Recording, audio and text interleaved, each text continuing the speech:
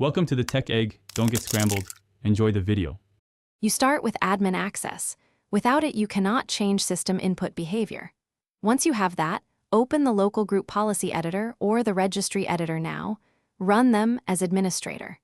Make sure to close any programs where Alt+Tab would disrupt saved work because these changes can take effect immediately. Back up the registry key or export a policy snapshot.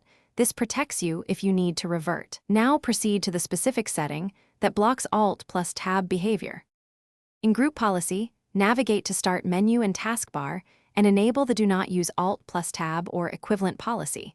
Apply and enforce for target users. If Group Policy is unavailable, open Registry at the path shown and create or edit a word such as No Alt-Tab set to 1. Once done, restart Explorer or sign out to apply.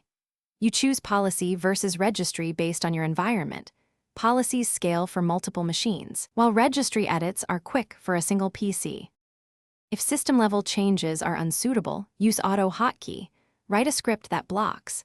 Tab and run it at login for a reversible solution. To finish, verify the behavior by switching windows. If Alt+Tab still appears, make sure you restarted Explorer or logged out after edits. For troubleshooting, revert the group policy or delete the registry word and restart. Also check third-party utilities and ease of access keyboard shortcuts. They can override your changes, so disable conflicting. Thanks for watching. Consider subscribing if I helped unscramble your problems.